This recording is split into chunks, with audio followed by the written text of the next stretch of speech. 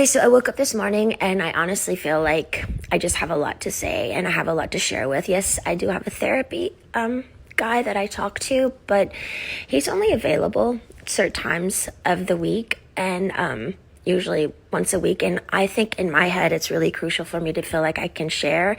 And if it's the dumbest thing in the world that I do is share on my Instagram my thoughts, if it's dumb, so be it, because I honestly feel like it helps me.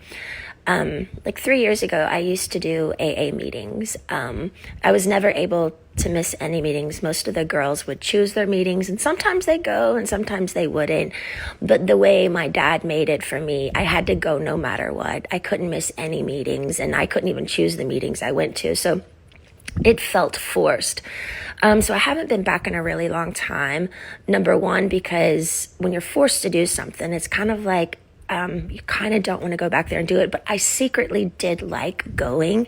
I liked hearing the people's stories, but the problem was I had hours and hours of week where I just sat there in silence. They were always like, do you want to speak? Do you want to speak? And I never got up to speak because I perform and stuff, but my heart, I'm very introverted and shy. If you told me to get a microphone and get up and talk, I would literally probably crawl in a hole and cry. So, I obviously have a lot going on in my brain of just like being in a recluse and being shy and not being able to open up. So this morning I woke up and honestly I just had a couple of things I wanted to say. So I'm showing two pictures right now. I'm reflecting back, probably this is a month ago, at me in my gym in my garage. I literally have to force myself to get the hell out of my head and breathe and literally look at my hands, close them together and look up and say, okay, am I praying right now? And it's like my hands just kind of do it for me. I don't even have to think about it. I'm like, what am I doing? Are my hands trying to tell me something? And my husband believes in universal power. There's a higher power we can connect to. I was born Baptist and my mother is Catholic, and I've practiced Judaism when I was younger. I actually had a rabbi come and visit me a couple of times a month when I went through a huge breakup a really long time ago because I needed help spiritually. He'd visit me on tours and things, and it did really help me out. But when I got married, it all stopped. I had children and my whole focus was on my children, of course. I loved it though. They were my world, my focus, my everything. I believed, honestly, the huge fact of just a miracle, the fact that a body and a woman could produce such a miracle, that in of itself was my belief and my purpose. So for 4 years, actually people forgot. I used to have my kids way more than Kevin. People only actually.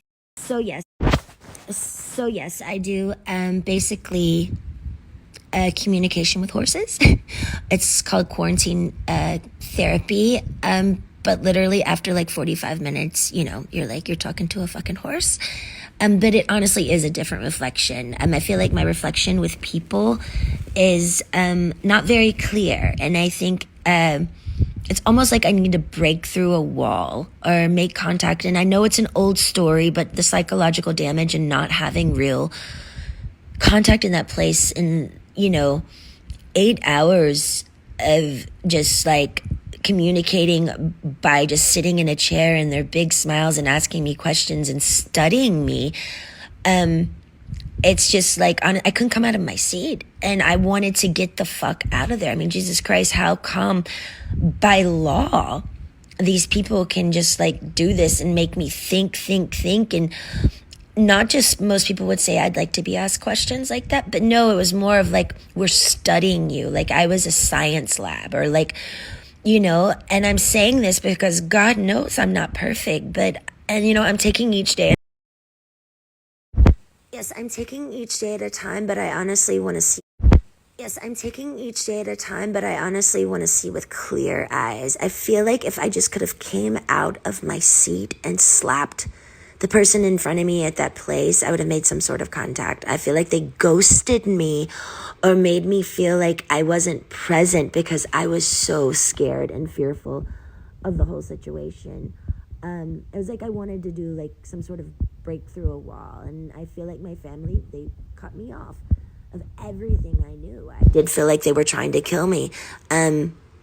my AA meetings, my kids, my car, getting dressed privately, watching me change daily, the 8 vials of blood, not gallons, but 8 vials of blood weekly. Like, none of it made sense. And honestly, none of it felt legal. That was the main thing. And with my kids now making the claims that she's not good enough, she wants attention.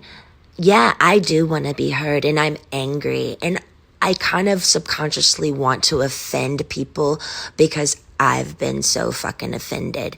But I'm afraid to inform you guys. I'm not willing to see you until I feel valued. I won't be calling your monitor weekly, who never did his job of informing me when you guys were coming. They made me the desperate one. You guys waiting 2 days for me to respond on when you guys could see me. And I never said any of this at the time because I was desperate to see you guys, and I wanted to see you guys so bad. But honestly, I should have valued myself way more and told you guys when I was available. I gave you guys so much attention. It was pathetic. And what happened to parents owning the nest? The kids, like the mother, like my mother did. She never knew where I was. We lived in the South. I mean, though it's different now, but she was on the phone all day. I mean, I didn't even exist 1000%. I walked through the woods to my neighbor's house 3 times a day weekly, and nobody even knew I was gone. So I don't understand the strategic way of parenting and knowing the exact sugar count of your child's intake each day. I mean, I'm like, feed your kid fucking oatmeal with a touch of sugar. And so what if your baby's eyes open, his or her eyes open a little bit more?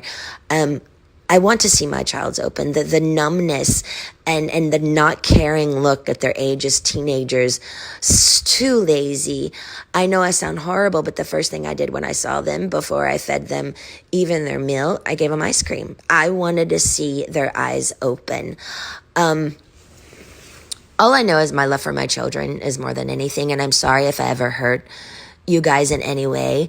And me saying I'm a child of God is something I shouldn't have said to you guys. And me saying it's my turn to say so, that's something I should have said to my father.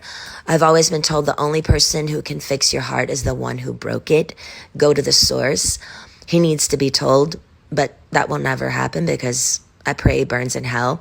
But until then, Jaden and Preston, I adore you. I was told you guys have blocked me.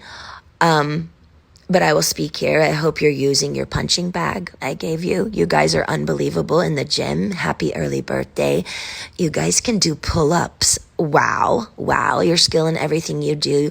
I'm so blessed to even call you mine. And I just want you to know I apologize. My ignorance in saying no, saying so to you guys, because that was meant for my father.